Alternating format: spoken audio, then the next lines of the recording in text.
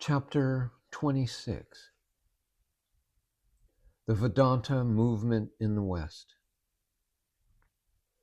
Before we proceed any further with our narration, we propose to present the readers in this chapter with some historical account of the Vedanta movement in the West, which forms the real background of the lives of both Swami Vivekananda and Swami Abhedananda when they went out as the spiritual ambassadors of India. Their lives are so vitally connected with this movement that no account of their life story would be completed without any reference to this movement, which started with the advent of the first Hindu monk of India on the world stage towards the end of the 19th century. Let us therefore try to follow the trend of the Vedanta movement in the West, which was first organized by Swami Vivekananda, then brought to its historical fulfillment by Swami Abhedananda, who really gave to it the content and form, as well as the direction and purpose in the course of his 25 years of incessant work in the continents of Europe and America. To know the history of the Vedanta movement, therefore, is to know the real activities of Swami Abhedananda, the great Hindu preacher of modern India.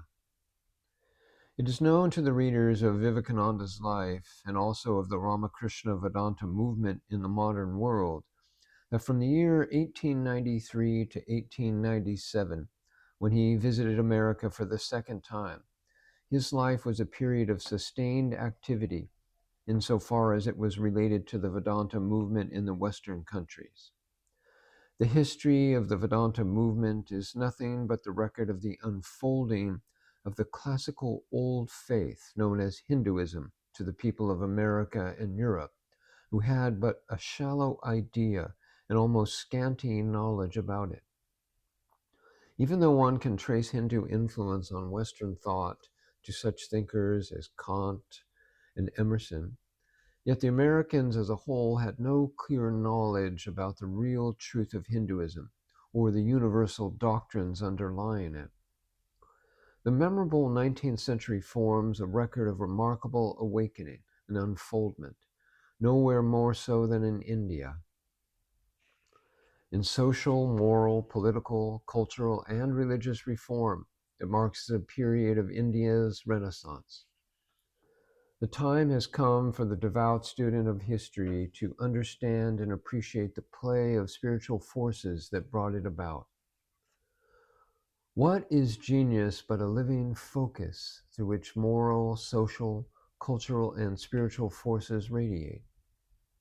In fact, social or moral reconstruction is but the natural outcome of this concentration of forces in outstanding personalities or geniuses. Such a genius was Swami Vivekananda, who from the closing years of the 19th century became the dynamic center of the Hindu revival movement, purely based on the universal doctrines of Vedanta.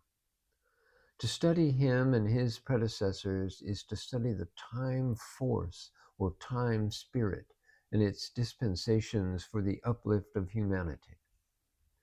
To weed out what is temporal, adventitious, and unessential, and to get to the real substance of the man in his message, is worth the quest of every earnest seeker of truth and freedom. And when that is done, the conviction is overwhelming that the concentrated force that was Swami Vivekananda, and after him Swami Abhedananda, is more really alive today than it ever was. It is futile to attempt a study of Swami Vivekananda, the preacher, regardless of his moral and spiritual ancestry.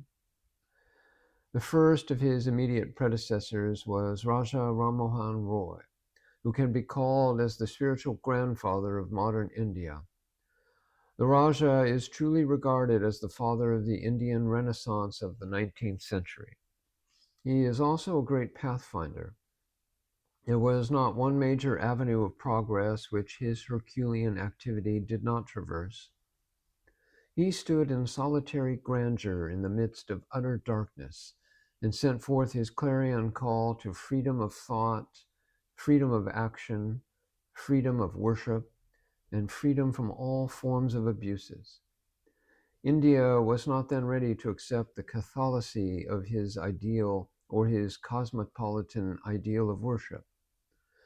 But anyway, a beginning or a revival was made, and the foundation of universalism was laid by him. Then appeared the second pathfinder, the greatest universal mind of modern India, Sri Ramakrishna Paramahansa.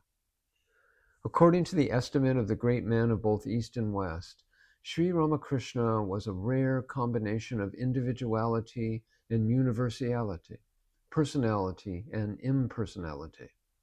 Indeed, he was a new message of the soul, the symphony of India.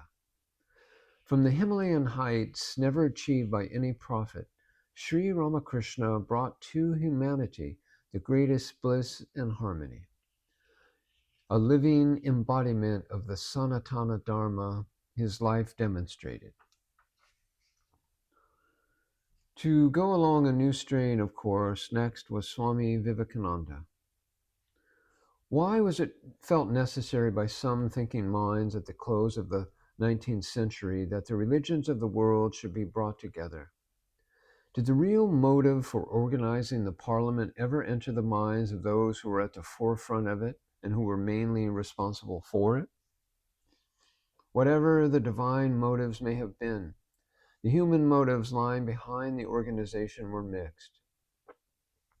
In the opinion of Swami Vivekananda, the Parliament of Religions in Chicago was organized with the intention of proving the superiority of Christian religion over other forms of faith, and it was intended for a heathen show before the world. Vivekananda was never wrong in his assumptions, nor he was unfair in his judgment of the Congress, which introduced him to the Western world. A close reading of the accounts of both the preparations and the proceedings leaves one without a doubt that the Parliament at Chicago was permeated with a Christian prejudice. That Christianity would gloriously and unequivocally prove its superiority was a foregone conclusion in the minds of many of its promoters. This was a remark of Mary Louise Burke, and it is worth remembering in this context. But the mind that first conceived the grand idea was far above such narrow thinking. What Charles Carrot Bonds, the liberal-minded lawyer of the time, wanted through such a gathering was nothing but an opportunity for promoting understanding and goodwill among all seekers of truth. It can be said in his own words, "I was thus led to believe that if the great religious faiths could be brought into relations of friendly intercourse, many points of sympathy and union would be found, and the coming unity of mankind in the love of God and the service of man be greatly facilitated and advanced." Dr. John Henry Barrows, who was the chairman of the General Committee and who was mainly responsible for giving shape to Bonnie's dream, also held similar views. But Swami Vivekananda was far-sighted and intelligent enough to look beyond, and to him, when he made his appearance there, such patronizing complacence had but little meaning. To him, the historical forces were important, and he knew for certain in his heart, when he first came to know of the contemplated congregation, that as the 19th century was drawing to a close, it was destined to close with a bang, indicating the doom of rampant materialism. The world was ready to march on the path of spiritual enlightenment, and the sense of universal brotherhood was about to dawn. That was the decree of the historical process which he alone could realize. And because of this, despite the obvious and strong prejudice of a large portion of the Christian ministry, and despite the rampant materialism of thousands of men and women, trustfully they looked to the Parliament for the fulfillment of the first and broader objectives as laid down by the committee. And no wonder that following the momentous gathering, there was in America a sincere and open-minded search for spiritual truth, and an eagerness to welcome it wherever it might be found. Gone were the days of bigotry and there began to appear slowly but perceptibly a new consciousness which indicated the path to inward tranquil peace and universalism. And when the Hindu monk had declared from the platform of the Parliament of Religions that this path could be found only in the doctrines of Vedanta, the highest conclusion of Indian thought, the people of the New World listened to him as they had never done before. But that is another story, and the readers of Vivekananda's life are certainly familiar with it. Subsequent history has unmistakably shown that the preachings of Swami Vivekananda since his first appearance in Chicago had one effect, which has been beautifully expressed by Romain Rolland in his book, The Life of Vivekananda. He said, "It would be a matter of keen interest to know exactly how far the American spirit had been impregnated, directly or indirectly, by the infiltration of Hindu thought during the 19th century. For there can be no doubt that it has contributed to the strange moral and religious mentality of the modern United States. The thought of the United States fermenting and working for half a century was more ready than any in the West to receive Vivekananda." We also gather from the contemporary reports in the American press that hardly had he begun to preach to the men and women, and a thirst for his message came flocking to him. They came from all walks of life. We all know that in America, Vivekananda undertook a series of apostolic talks and lectures with the object of spreading over this immense spiritual stretch of fallow and the Vedantic seed, and watering it with Sri Ramakrishna's love. And the sprouting of the seed took place very soon, sooner than he had probably imagined, in the shape of a growing interest noticeable in the minds of a large number of religious-minded but intellectually alert men and women. He was a master preacher, and it did not take him long to realize what should be done to intensify that interest and also to give it a permanent basis. Thus came into being a sort of movement that subsequently came to be known as the Vedanta movement. Dr. Annie Besant, recollecting her impressions of Swami Vivekananda's presence and performance at the Parliament long afterward, wrote, "The dignity and inborn sense of worth and power still were there, but all was subdued to the exquisite beauty of the spiritual message which he had brought, to the sublimity, that matchless evangelical of the East, which is the heart, the life of India, wondrous teaching of the self, enraptured the huge multitude hung upon his words. Not a syllable must be lost, not a cadence missed."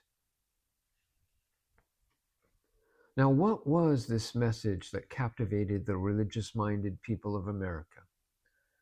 It was the message of universal love and tolerance, and was the golden touch of it that Vivekananda was successful in rousing the American mind to a sense of higher spiritual values.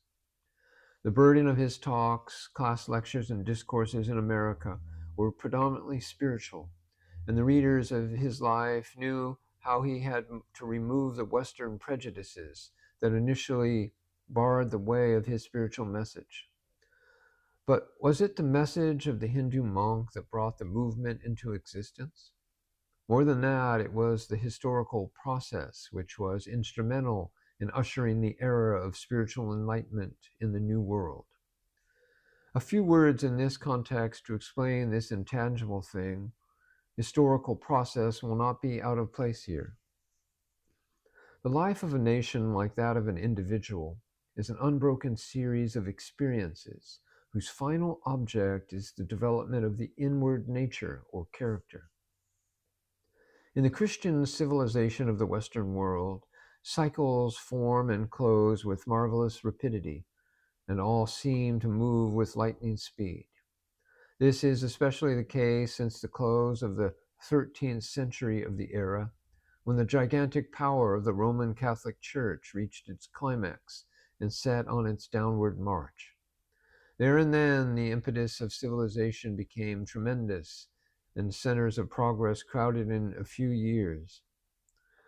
Was that the great impetus and rapid progress due to the fact that the church was being subdued? Certainly not. It was due to the fact that the new rising power was that of the legist and the banker, and the lawyer had replaced the priest, that gold had replaced God, that the mighty era of commerce and industry, the parent of materialism, had set in. In the mad rush for wealth, system after system, scheme after scheme was devised, adopted and worked out and cast away. In the evolutionary phase of a new system, which is the constructive period, the minds of the people are full of buoyancy and hope, and new ideas and new creations intoxicate men with delight and freshness. But when the climax is reached and when the constructive powers are exhausted and disintegration sets in, then the buoyance and the hope of the people come to a stop, and feeling of sadness, doubt, and weariness creep over them. It is the phase of transition in that cycle. The throbbings of the great national bosom, therefore, indicates the beatings of the hearts of men. This transitional period is always characterized by religious and philosophical revival. Men realize that material interests and hopes are as deceptive as they are alluring, and consequently they turn to spiritual knowledge and permanent consolation. Religious and philosophical thoughts and ideas, theories and doctrines spring up all around, and a wave of spirituality sweeps over the land. The Western world, towards the close of the 19th century, as we all know, passed through one of those phases of transition, and the minds were then eagerly seeking for some consoling truths. The gospel of Christ was read by many who hitherto denounced it as a mass of absurdities, and all the great religious teachers of the past found themselves enshrined in the hearts of a large number of people. Among the religious and philosophical ideas that came before the public investigation, those of the Orient occupied a prominent place. The teachings of Buddha and other spiritual teachers became more and more familiar and appreciated. But there was one religious system which powerfully appealed to the earnest seekers of truth, and that was Vedanta. All those who heard it, expounded in a clear and lucid manner, rendered homage to its lofty, boundless, inspiring spirit. To the intelligent who in necessity had rebelled against the limitations of dualistic systems of religion, Vedanta, with all its all-embracing thoughts and all-inclusive principles, threw out a fascination which was irresistible. The visit of Swami Vivekananda to America and England had demonstrated that there existed a thoughtful, educated body of people in those countries, which had only to be found and properly approached to benefit very largely from the life-giving stream of Indian thought. How is it that following the preachings or teachings of Swami Vivekananda, the Western mind was able to make application to its own system of religion of the Vedanta teachings? In this connection, it is perhaps worth recalling what a Western disciple of both Vivekananda and Abhedananda, he was initiated by Vivekananda, given Diksha and sannyasa from Abhedananda, and he recorded in his book, With the Swamis in America. And we quote the following from the last chapter of the book. What Vedanta has really done for us is not always clearly understood. It has been a great factor in the liberating Western mind from religious bondage and to clear the atmosphere of superstitions. This, however, science had also done, but the work of science was entirely of a negative nature. In a religious sense, it was destructive. It left the West stranded as far as religion is concerned. Except, of course, with her devotees, religion got a bad name in the West. The word religion became a stigma. Then came theosophy, Christian Science, and New Thought, all trying to bridge the gulf between belief and unbelief. But the scientific mind was not satisfied. New superstitions replacing old superstitions was the verdict. And then, at last, came Swami Vivekananda with pure Vedanta. The liberals could accept or reject, but they could no longer sneer. Scientists would demand further proof, but they would not condemn. Those who were religiously inclined but could not follow the church found a new opening. Here was religion, philosophy, and science combined. Heart and intellect could both be satisfied. There was no necessity of tearing from the old traditions altogether. One could remain true to the old faith, but that old faith was reinterpreted and cleansed of its later growth. In short, the Vedanta was a reconciliation, a middle way.